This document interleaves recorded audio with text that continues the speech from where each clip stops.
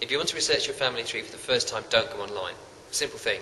Start with yourself, start with your family, write down everything you think you know. I say think you know because half the time a lot of it's going to be myth or rumour, and the joy is in investigating those stories as well. But focus on the biographical details. Make sure that you've got date and place of birth, date and place of marriage, date and place of death.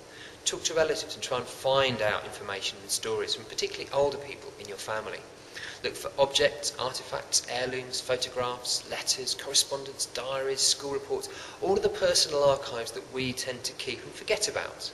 There is this temptation to just jump online and type in some names and see what comes out. But unless you've organised yourself before you begin, it's going to be very hard to do. So do those basics first. Interview yourself, interview your family, collect all this material together.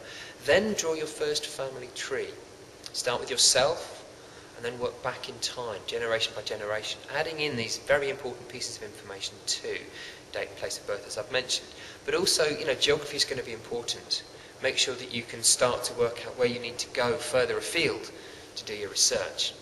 Once you've got your family tree, you'll find that there are all sorts of bits and pieces that you don't know. You're uncertain perhaps of the Christian name of a great-grandparent, or you're not at all sure when they were born. This will start to draw up your first list of questions, which perhaps you would want to do online, using some of the commercial sites, or perhaps some of the free-to-view sites as well. There are a whole range of these out there. But using these standard techniques of finding someone's date of birth, ordering a civil registration birth certificate, or if you know where they were registered locally, go to the local registrar and see if you can get a copy there.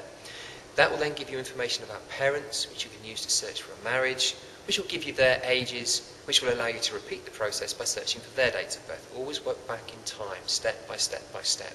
And once you get to the first few decades of the 20th century, you can use the census returns, 1911 backwards, to start to fill in the gaps and understand more about the households and also other family members that perhaps you never even heard of. That's when it gets really exciting, because using civil registration and census, you gradually get further and further back into the 19th century, when local records like parish returns, parish registers, bishops' transcripts, even local material such as maps and plans or employment records start to take over. And the further back in time you go, it is going to be much harder to trace your ancestors with any degree of accuracy. Don't just jump to conclusions though. Just because you've spotted a name in the right place doesn't necessarily mean it's the right person. Always go in person to an archive and try and find 2 or 3 pieces of information which will corroborate your theory. To do that, you can use wills, you can use manorial records, you can use criminal records, you can use records about poverty. There are a whole range of resources to help get you started. But to do this, you really do need the help of an archivist, or perhaps sign up to a local family history society.